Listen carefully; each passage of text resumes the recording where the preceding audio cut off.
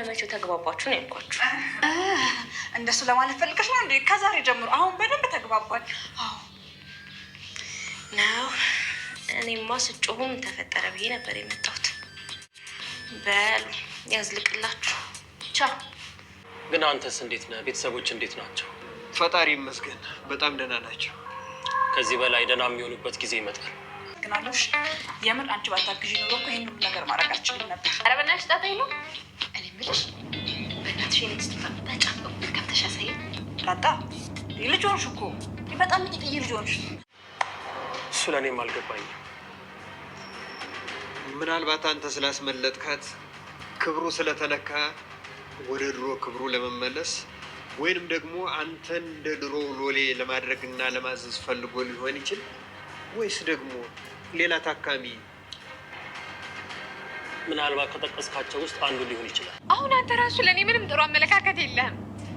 ከአንቺ ጋር ግላዊ ጥላቻ ወይንም ፍቅር የለብኝ። እኔም እንዳንቺ ታዛዥ ነኝ። ምን አድርግ እንደምትይኝ አልገባኝም። ትንሽ እንኳን አዘኔታ ቢኖር ቢያንስ እንደ ሰው እንኳን ልትረዳ የተሞክር ነበር። ቢያንስ እንኳን እስካገግም።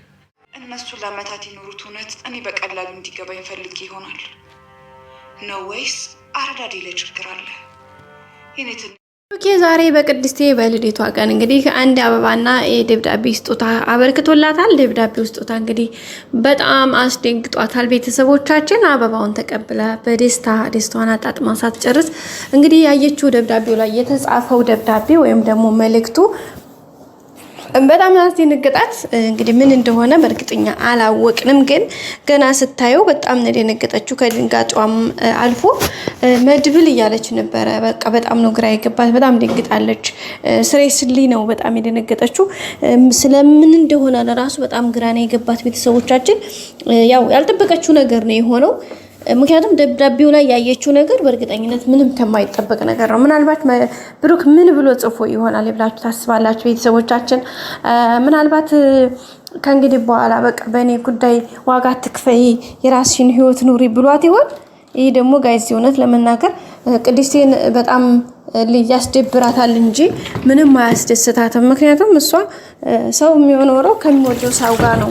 እሷ አሁን ሂደህ ከሆነ ሰው ጋር ኖር ቢባል ይኖራል ማለት ነው። እንደዛ ከሆነ እውነት እንደዛ እንዳይላት በጣም ፈርቻለሁ። በተለይ በጣም ተናዳ እንግዲህ ስሜታዊ ሆና ስለ ማህሌትን በቃ ማህሌትን መግደል አለብኝ፣ በቃ በራሴ በኩል እርምጃ መውሰድ አለብኝ፣ የሆነ ውሳኔ መወሰን አለብኝ በማህሌት ጉዳይ ብላ እንግዲህ ሀሳብ አንስታ ነበር። እንደምታወቀው መድብልን በዛ ጉዳይ እንግዲህ ባክሽ ቅድስቴ ትንሽ ተረጋጊ፣ ባክሽ ትንሽ ጠብቂኝ፣ ምክንያቱም እኔ ይሄን ነገር ትንሽ የታገስኩት ለምክንያት ነው ወይም ደግሞ አስቤበት ነው፣ ፕሊስ ባክሽ እያላት ነበረ። እንደዛ ሲላት እንግዲህ በጣም ነው የተናደደች። ባስ እስከመቼ እሷ አመቻችታ አገር እስከምትለቅ ከሀገር ስትወጣ አገር እስከምትቀይር ቦታዋን እስከምታዘዋውር ወይስ ደግሞ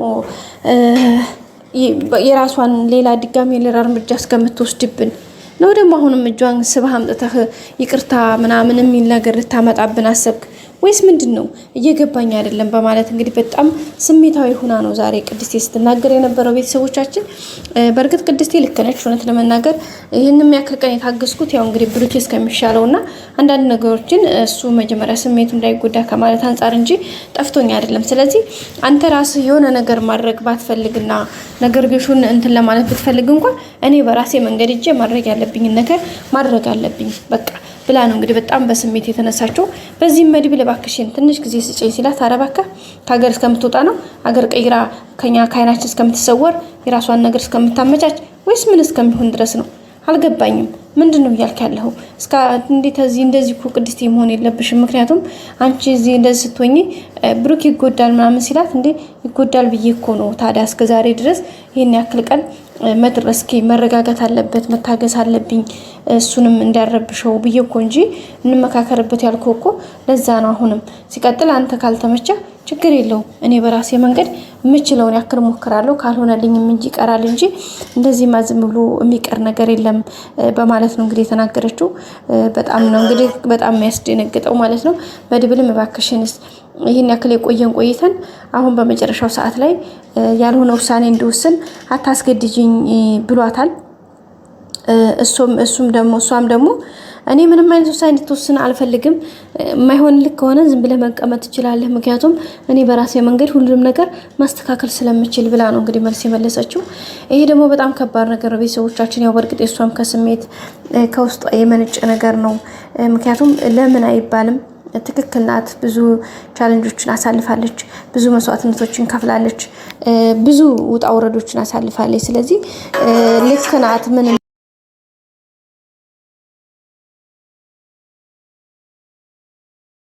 ይህንን በጣም ጎበዝ አስተዋይ ጀግና ሴት ከመሆኑ አንጻር የሚታይባት እንጂ እንደ ጥፋት የሚታይባት ምንም አይነት ነገር የለም ማለት ነው። ውድ ቤተሰቦቻችን ሁሉም ሆኖ ዞሮ ዞሮ ያለውን ነገር እንግዲህ ለማስተካከል በሚቻለው መልኩ እንግዲህ እየተሞከረ ነው የሚገኘው። እሷም እንግዲህ እንደዚህ ሆና ተነስታለች። መድብልም ደግሞ ከካሌብ ጋር የሚፈልገው መረጃ ስላለው ማለት ከሱ ጋር ካሌብን ለመጣል በጣም የሚፈልግበት ዋና ፖይንት ስላለው ቤተሰቦቻችን በዛ አማካኝነት ነው እንጂ ይሄን ነገር እንደዚህ ለማድረግ የፈለገው ቀድሞ እያንዳንዱን ነገር ያውቃል። ጠፍቶት አይደለም እያንዳንዱ ነገር ቤተሰቦቻችን በዛ አማካኝነት እንግዲህ እያንዳንዱን ነገር ለማስተካከል የሚችለውን ያክል እየሄደ ነው የሚገኘው። በእርግጠኝነት ደግሞ ሁሉንም በጊዜው በሰዓቱ እንደሚያስተካክል ምንም እንትን የለውም። እሱም እንደዚህ በዛ ልክ ነው እንግዲህ ቤተሰቦቻችን ያደረገው ማለት ነው። ቤተሰብ በጣም ደስ የሚል ታይም ነው እንግዲህ የሆነው ነገር ሁሉ። መድብልም እያንዳንዱን ነገር ያው መረጃዎችን እያንዳንዱን መረጃ በማስረጃ መያዝ ስለፈለገ ነው እንጂ ጠፍቶት ወይም ደግሞ ይሄ ነገር እንትን ሳይለው ቀርቶ ሳያመው ቀርቶ አይደለም። እያንዳንዱን ነገር ያውቃል፣ በደንብ ጥንቅቅ አድርጎ ይረዳል፣ ያስተውላልና ሁኔታዎችን ግን ያው እንዳልኳችሁ በጊዜ በሰዓት ማስተዋል መታገስ የሚባል ነገር አለና ያንን ነገር ለማድረግ ነው ቤተሰቦቻችን። ብቻ ደስ የሚል ጊዜ ነው ያሳለፉት የዛሬው። በመጨረሻ መድብል እንግዲህ የሰጣት እንትና ማን ነው ብሩክ ለቅድስት የሰጣት ነገር ጉዳይ ትንሽ አስደንግጦናል ሁላችንም። ምክንያቱም ምን እንደሆነ ትንሽ ግራ ያጋብቶናል። ያው በእርግጥ ምናልባት አላቅም ምን እንደሚላት ምን ሊላት ይችላል ብላችሁ ታስባላችሁ ቤተሰቦቼ?